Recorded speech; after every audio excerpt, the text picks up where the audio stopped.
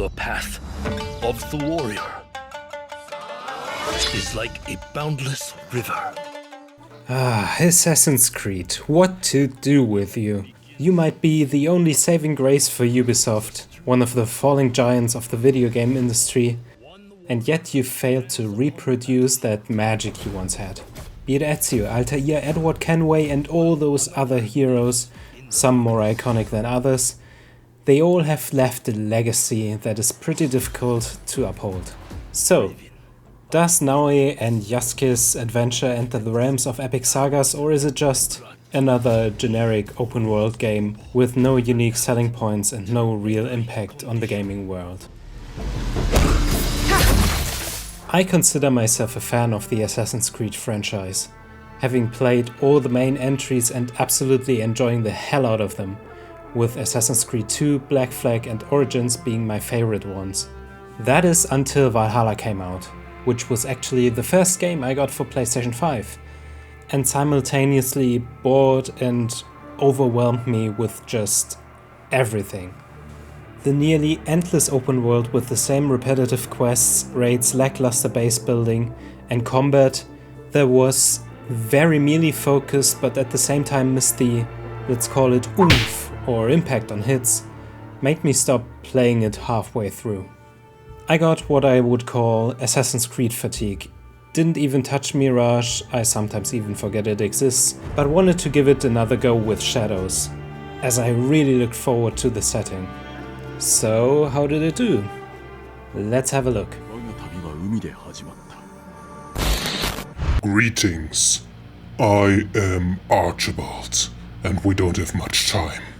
I'm being shoehorned into this video because the creator desperately wanted to make a connection to a storyline that has lost its relevance years ago. You're being manipulated. Do not watch. I repeat, do not watch this video. そして長い航海を経てたどり着いた。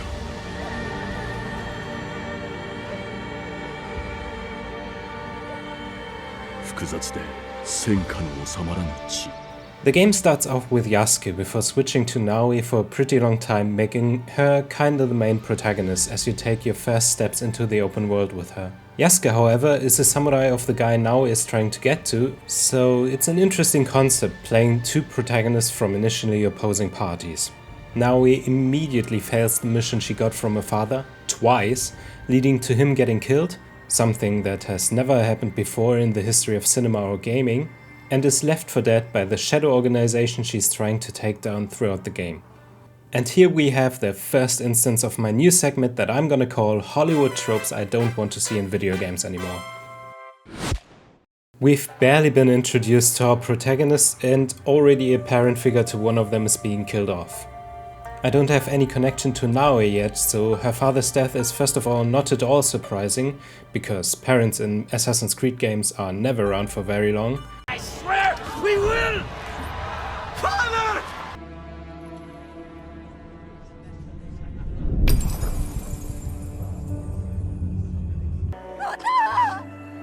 This feels familiar. And second is Naoe not a very strong character throughout the first few hours of the game. Losing a parent is of course a horrible thing, but in entertainment it is a very cheap and overused tool to quickly show what is at stake without fleshing out the characters first. I get why they do it, to jump right into the action, but why not have him around for a bit so it has more impact when he is indeed assassinated or templanated, which fits this franchise more.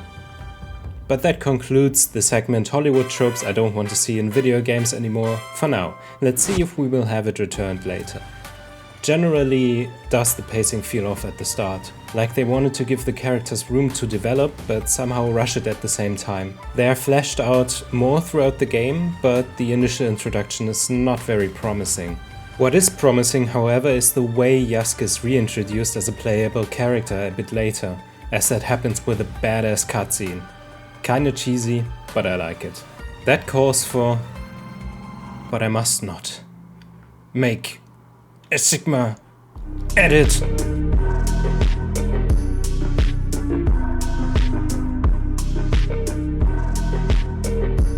I am so sorry about that. I don't know what came over me.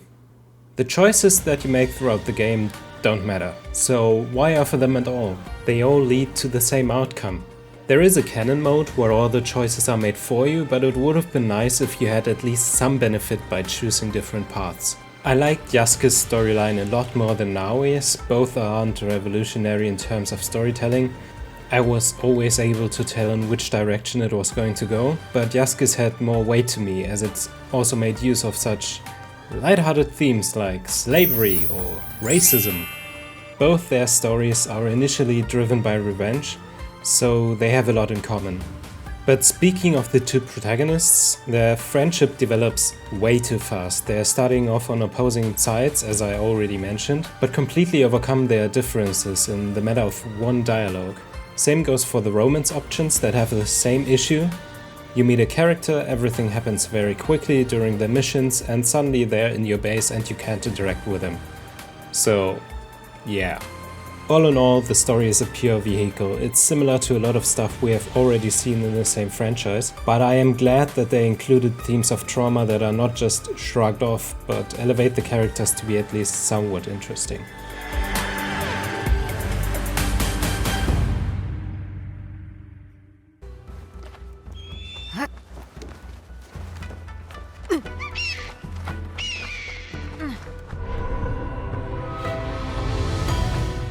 The game is gorgeous. I gotta say that the modern Assassin's Creed games are an absolute powerhouse in terms of open world graphics. The same, however, cannot be said about the facial animations. They are pretty hit or miss, as well as the cinematics in general, as they are sometimes very stiff and awkwardly cut.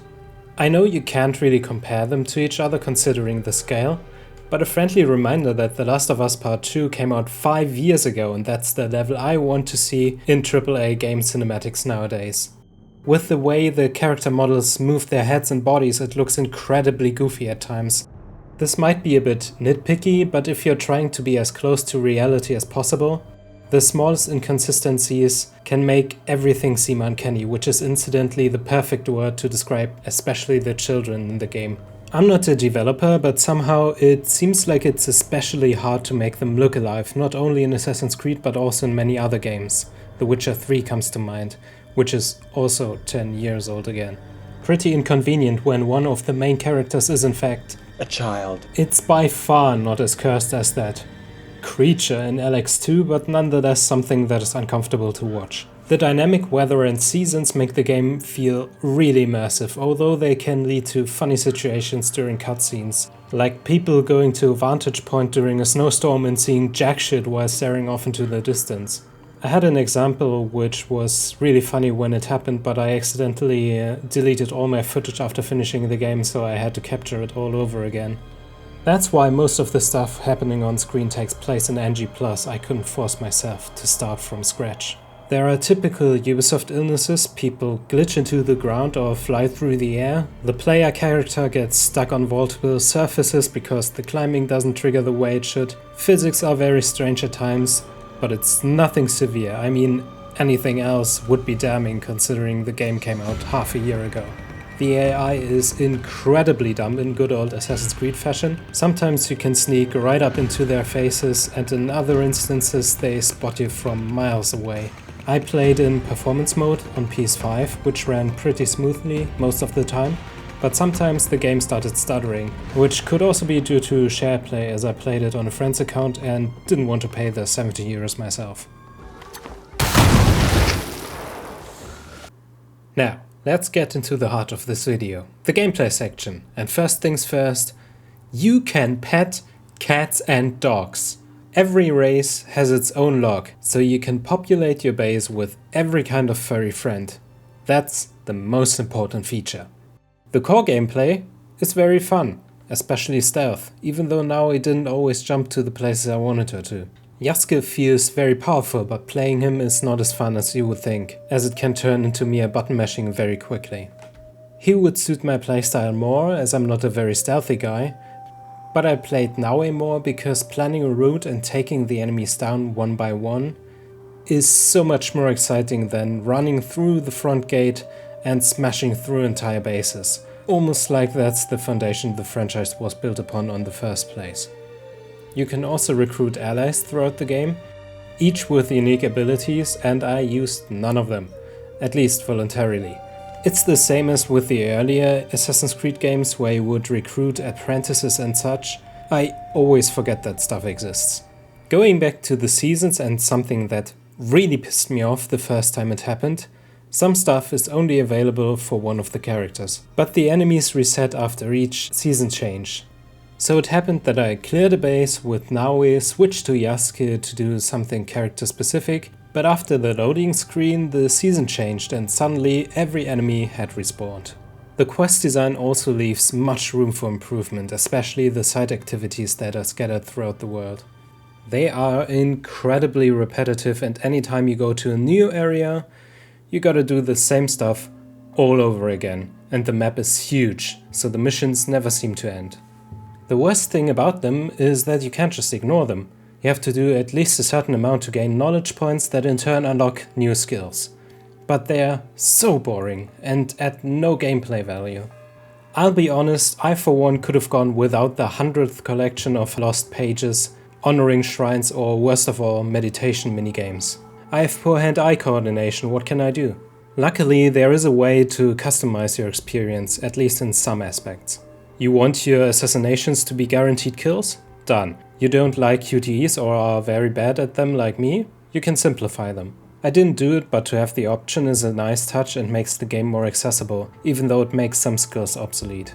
You can come across random encounters that mark new, smaller content on your map, or recruit more scouts, which in the long run is always the better choice. Rumors that turn out to be just very small world events give small benefits like new songs at base. For me, that's very outdated in terms of open world design. I get that you gotta repeat some stuff if you want to fill a huge map like this, but make them at least somewhat exciting, or crazy idea, make the world smaller. There are so many open worlds out there and we don't need more of that scale. When you're already discouraged to play a game by a mere look at the map, something's gone wrong. However, some question marks are just towns with no further points of interest beyond the historical significance, which you can read about by scanning random nodes and adding stuff to the codex. It's nice to have, but let's be honest, only a few will actively go to the codex and actually read all the entries. Quests often still follow the same blueprint. Find X at the place, go to the place collected, kill some enemies on the way and bring it back to the quest giver. A structure that is as old as video games themselves. And you gotta ride a lot in between missions, at times from one region to another in a whole other part of the map that you haven't been at yet, and therefore don't have any fast travel spots to. So a lot of the game just looks like this.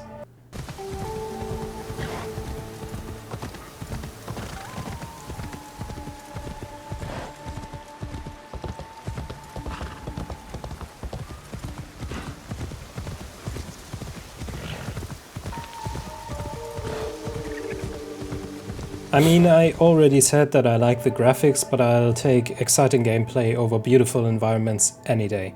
Obviously, climbable surfaces are not climbable if you don't approach them at the right angle. Climbing in general is not very fun because, as in true AC fashion, the characters stick to surfaces or climb walls that you don't want them to.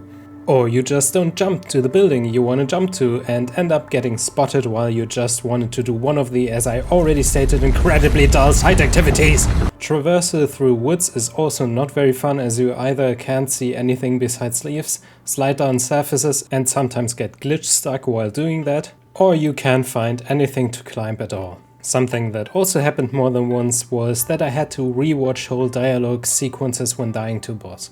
The fast travel and viewpoints are in many cases in enemy territory, so after traveling to them you have to run through whole castles full of enemies on your way to your objective. To get materials to upgrade your gear, there are multiple options. You can loot them from chests, collect them where they are lying around, or you can accept missions that always have the same structure. Kill, destroy, loot, again, really repetitive. There is also no time skip mechanic in a game where you're most effective at night, so what is that all about? I don't know who had the idea to cut that, but that was not a very smart move. The quest log is something I had to get used to. It's a nice touch to have something that is not the typical distinction between main and side quests, but the more organizations you meet, the more scrolling is involved anyways. Follow-up quests are not always automatically activated, meaning you gather clues to get to a target, but as soon as you're finished, the quest is not active anymore, and most of the main quests are search missions. They are pretty annoying. You get some clues where the target person is located, but they are only useful to get a rough idea. You can dispatch scouts to narrow down the area, but you end up going to those areas and run around looking for a small blue dot on the screen.